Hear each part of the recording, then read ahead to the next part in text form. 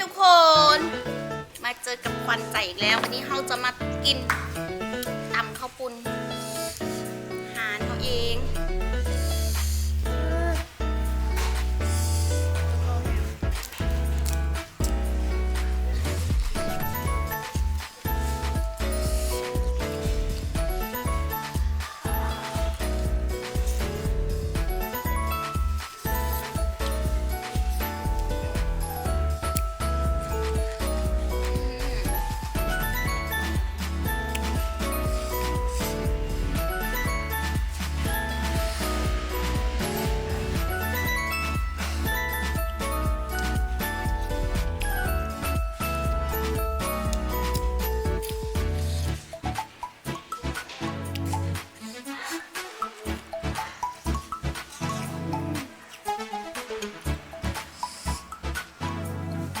อาหารควันใจ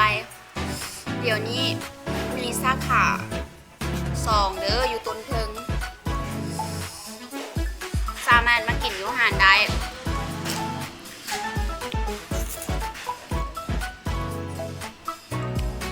ที่สำคัญเลยพอทำจัดงานเลี้ยงจัดงานวันเกิดจัดงานสังสรรค์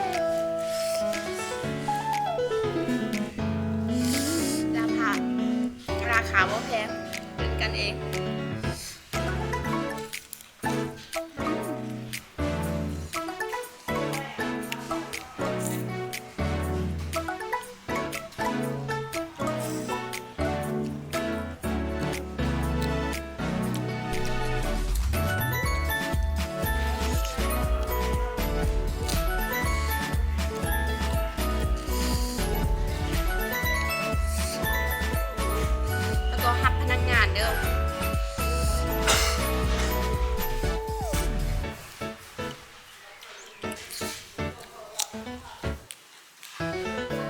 ตากล้องส่วนตัว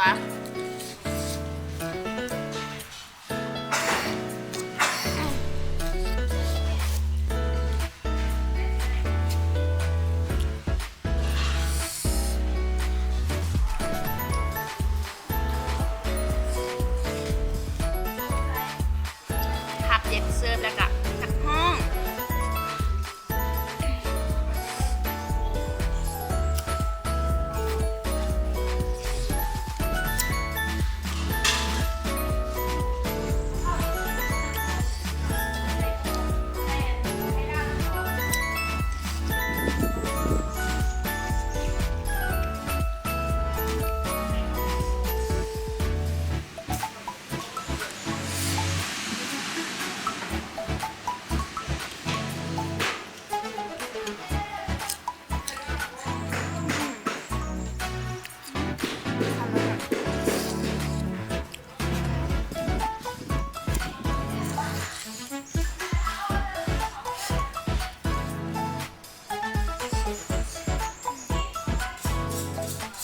อยู่ใน3 เหลี่ยมแล้วเขาจะเปิด24 ชั่วโมง